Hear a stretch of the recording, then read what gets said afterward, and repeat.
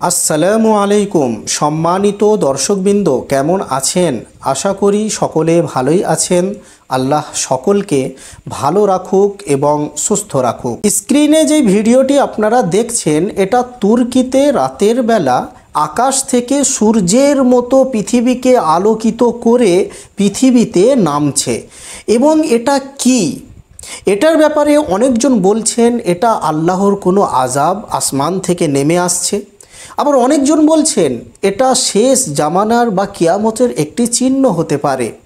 অথবা অনেকজন অনেক কিছু এটা নিয়ে বলছেন সোশ্যাল মিডিয়াতে। তো ইসলামিক দৃষ্টিকোণ থেকে এটার তাৎপর্য কি হবে এবং আধুনিক বিজ্ঞান অনুযায়ী এর তাৎপর্য কি হবে? আল্লাহ পাক সূরা সফফাতের 10 নম্বর আয়াতে ঘোষণা করেছেন, যার ভাষ্য এটাই যে আসমানে আল্লাহ পাক ফেরেশতা মণ্ডলীদের মাঝে ভবিষ্যতের জন্য কি হবে না হবে সেই ব্যাপারে যে আলোচনা করেন, তো ওই সমস্ত কথাগুলো শয়তান জিনেরা ওখান থেকে লুকিয়ে শুনে এসে পৃথিবীতে এসে জাদুকরদেরকে বা জ্যোতিষদেরকে জানিয়ে দিত এবং তারা মানুষকে ওটা বলতো। তার মধ্যে 50% ঠিক হতো আর 50% ভুল হতো। তো মুহাম্মদ সাল্লাল্লাহু আলাইহি ওয়াসাল্লাম আসার পরে এই শয়তান জিনেরা যখন ওই কথাগুলো শোনার জন্য আসমানে যায়, তখন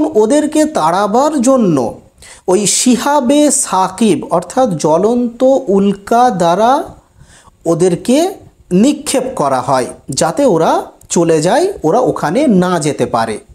তো এটা হলো একটা শিহাবে সাকিব, যার মানে জ্বলন্ত উল্কাপিণ্ড। এটা হলো ইসলামিক তাৎপর্য, যেটা কোরআন থেকে আমরা পেলাম। এবারে এর আধুনিক বিজ্ঞান এটা বলছে যে এই পৃথিবীর চারিপাশে দেখবেন যে ছোট ছোট পাথরের যে কণা, ওগুলো পৃথিবীর চারিপাশে ঘুরছে অনেকগুলো, ঠিক আছে? তো ওগুলো ঘুরতে ঘুরতে যখন ওটা পৃথিবীর দিকে আসতে থাকে, তখন পৃথিবীর যে বায়ুমণ্ডল আছে, বায়ুমণ্ডলে যে স্তরগুলো আছে, ওই স্তরগুলো পৃথিবীর সৃষ্টিজীবের প্রোটেকশনের জন্য ওগুলো আল্লাহ পাক তৈরি করেছেন।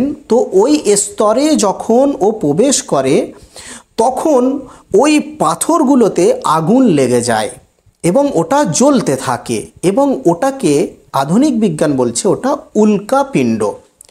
তো এই উল্কাপিণ্ড অনেক আগেও পৃথিবীতে পড়েছিল, অনেক জায়গায় অনেক বড় বড় গর্ত হয়ে গিয়েছিল। তো এইভাবে ওগুলো পড়তে থাকে।